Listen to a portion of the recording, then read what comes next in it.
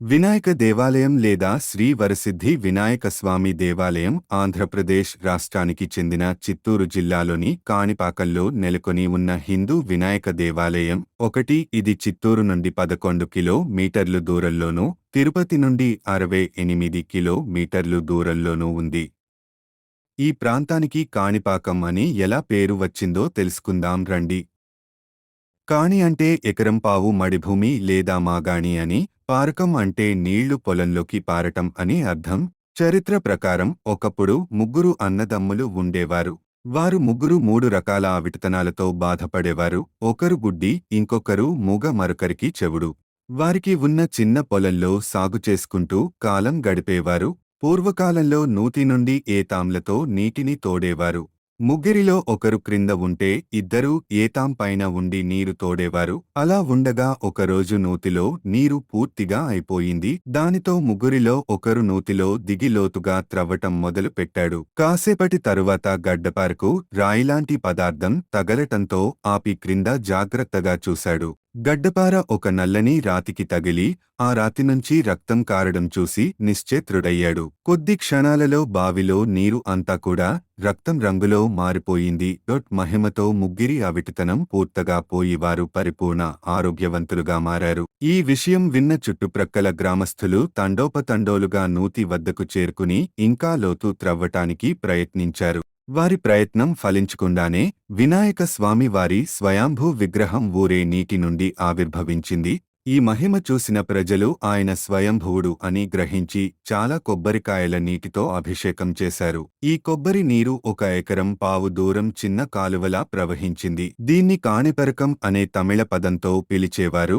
రానురాను కాణిపాకంగా పిలవసాగారు. ఈ రోజుకి ఇక్కడ స్వామివారి విగ్రహం నూతిలోనే ఉంటుంది. అక్కడ ప్రాంగణములోనే ఒక్క బావి కూడా ఉన్నది. దానిలో స్వామివారి వాహనము ఎలుక ఉంది. అక్కడ స్వామివారికి మనకి ఇష్టమైన పదార్థం ఏదైనా వదిలివేస్తే అనుకున్న కోరిక నెరవేరుతుందని ప్రసిద్ధి.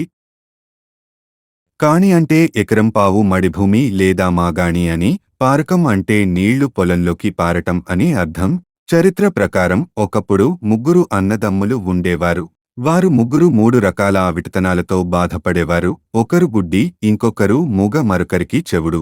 వారికి ఉన్న చిన్న పొలంలో సాగు చేసుకుంటూ కాలం గడిపేవారు.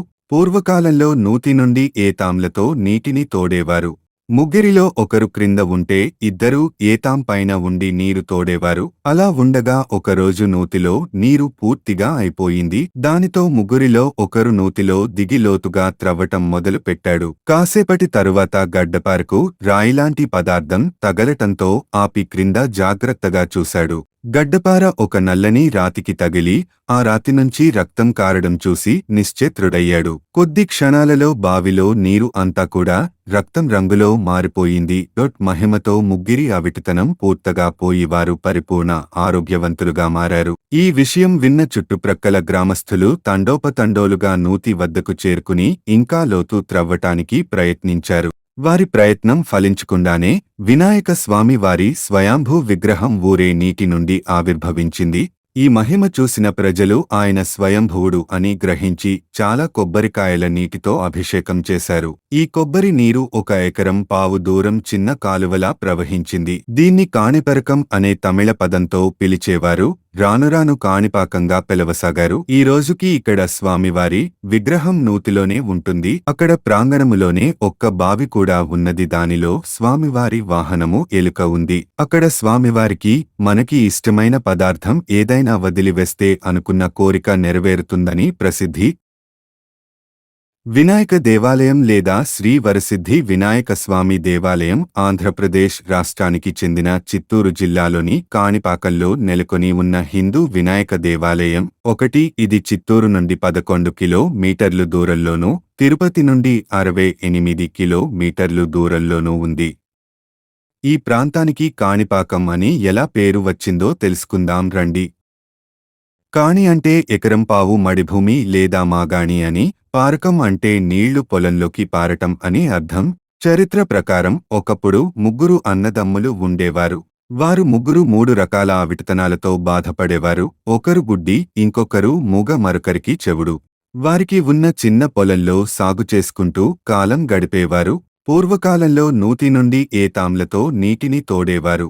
ముగ్గురిలో ఒకరు క్రింద ఉంటే ఇద్దరూ ఏతాం పైన ఉండి నీరు తోడేవారు. అలా ఉండగా ఒకరోజు నూతిలో నీరు పూర్తిగా అయిపోయింది. దానితో ముగ్గురిలో ఒకరు నూతిలో దిగి లోతుగా త్రవ్వటం మొదలు పెట్టాడు. కాసేపటి తరువాత గడ్డపారకు రాయిలాంటి పదార్థం తగలటంతో ఆపి క్రింద జాగ్రత్తగా చూశాడు. గడ్డపార ఒక నల్లని రాతికి తగిలి ఆ రాతి నుంచి రక్తం కారడం చూసి నిశ్చేత్రుడయ్యాడు. కొద్ది క్షణాలలో బావిలో నీరు అంతా కూడా రక్తం రంగులో మారిపోయింది.